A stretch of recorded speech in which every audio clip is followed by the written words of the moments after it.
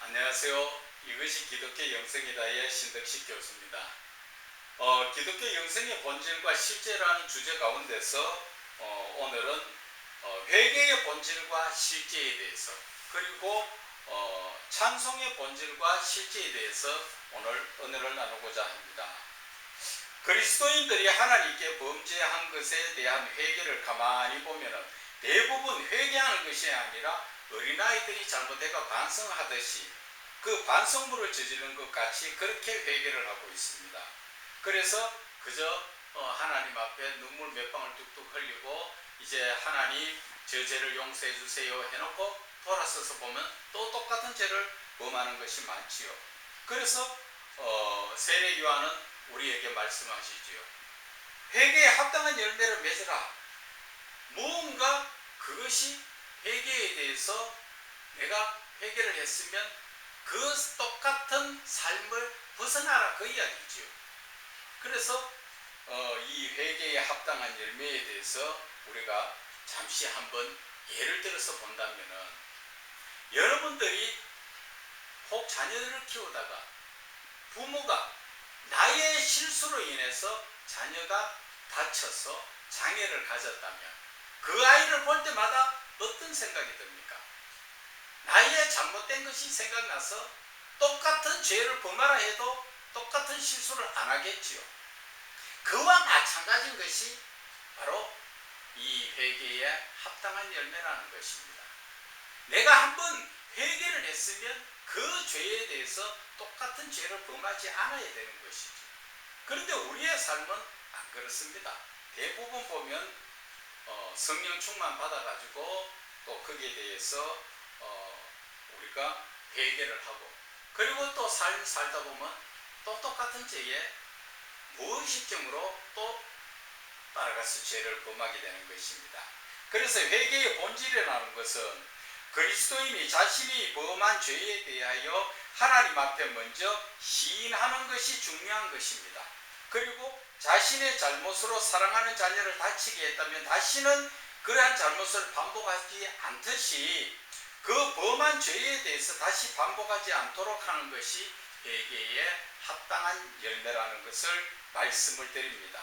다시 말하면 철저히 죄에서 돌이켜서 내 자신을 돌아보고 다시 그 회개에 합당한 열매, 똑같은 죄를 더 이상 범하지 않는 것, 이것이 바로 회개의 본질이라는 것입니다.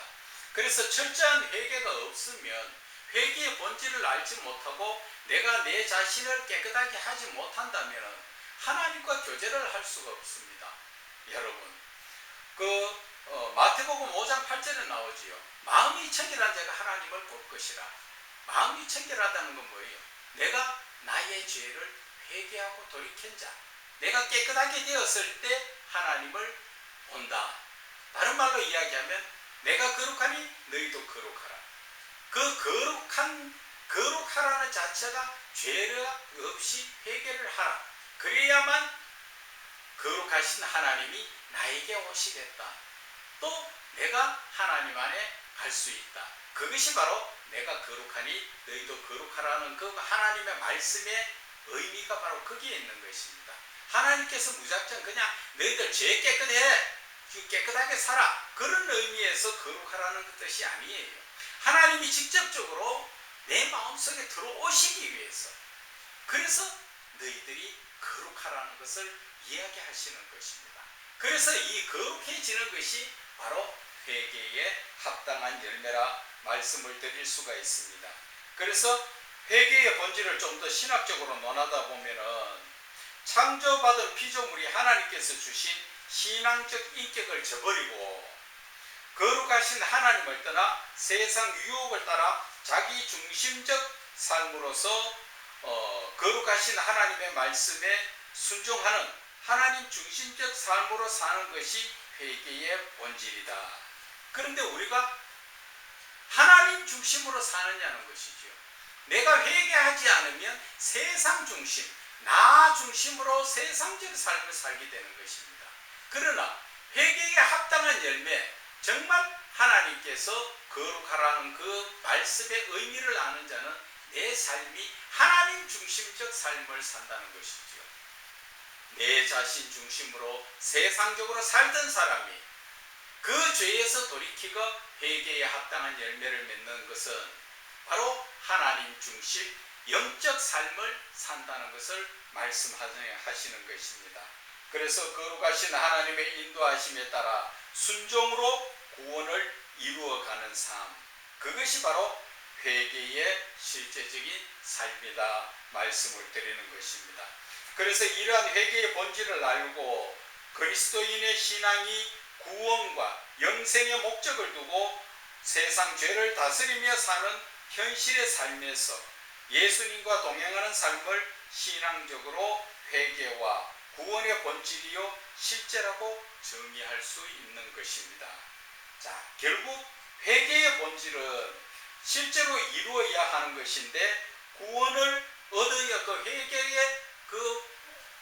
그 회개의 실제적인 삶, 회개의 본질을 이루는 것이 바로 그것이 바로 구원을 이루는 것이라는 것이죠.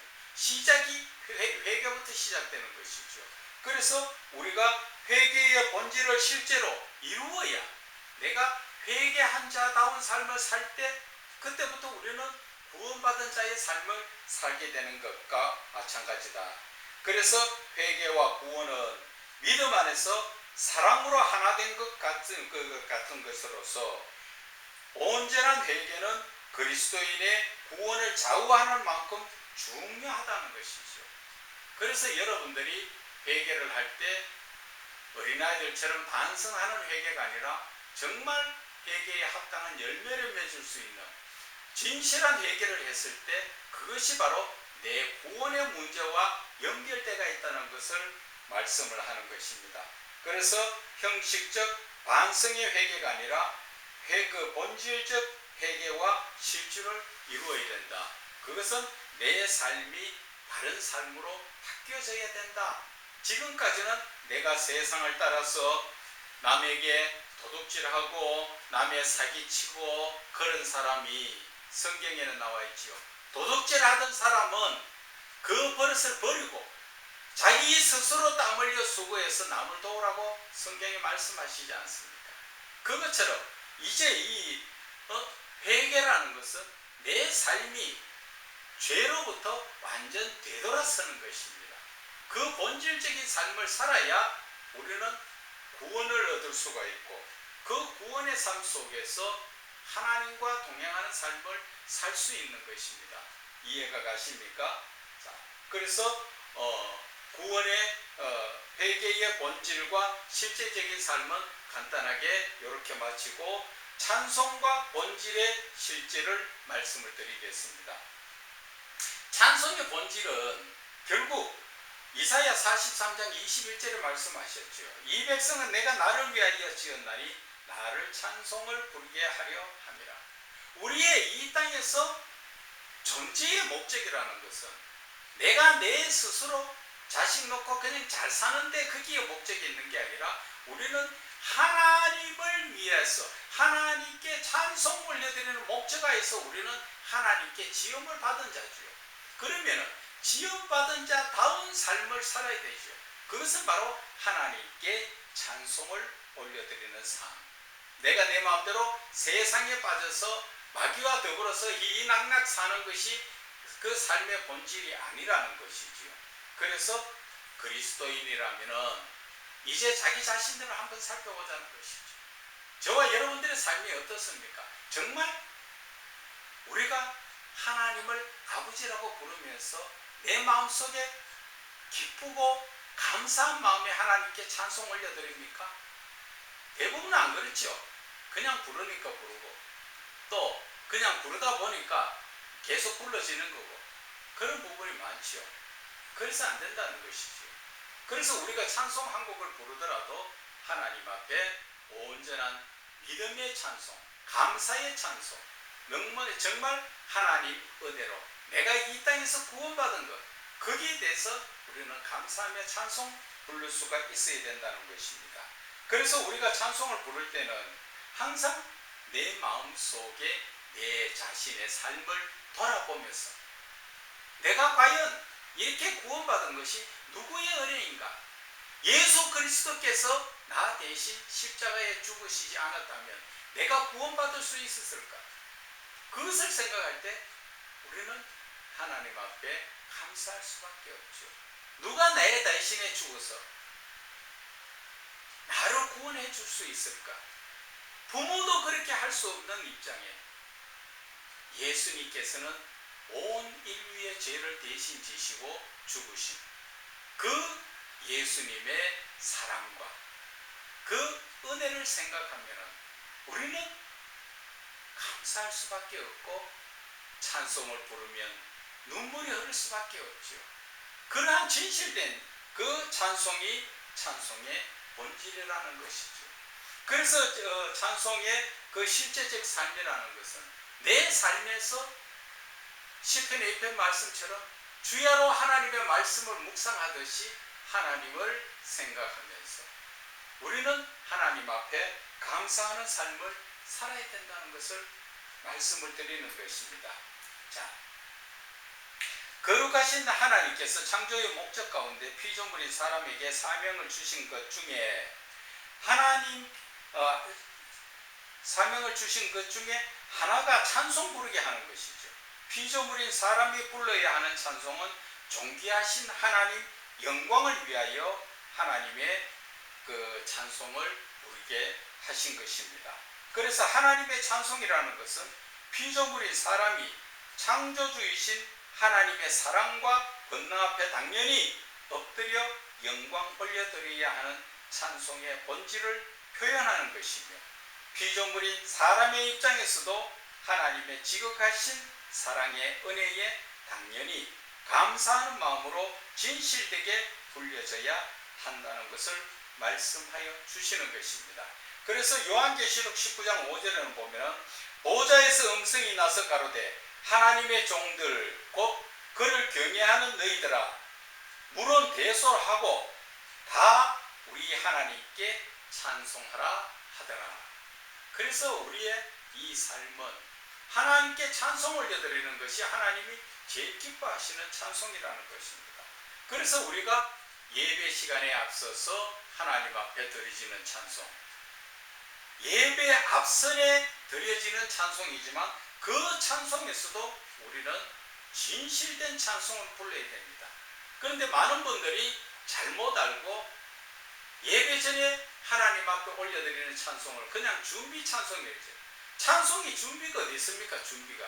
찬송이라는 것은 처음 부르든 끝에 부르든 그 이미 내 입에서 나오는 그 소리, 내 마음에서 우러나오는 그 감사의 찬송이죠. 그래서 준비 찬송하는 그런 말은 아주 잘못된 표현입니다. 하나님 앞에 준비 찬송하는 건 없습니다. 인간이 인간의 모습끼리 이야기할 때 준비해야 된다 그렇게 하는 말이지만 하나님 앞에 찬송이라는 자체는 하나님께 올려드리는 것이기 때문에 준비가 어디 있고 그것이 본론이 어디 있습니까? 그래서 우리가 그런 것들은 고치시기 바랍니다. 거룩하신 하나님은 자신의 형상대로 창조하신 사람을 통하여 하나님의 찬송을 부르게 하심으로 하나님의 사랑의 예정하심을 따라 창조의 목적을 이루어가는 것입니다.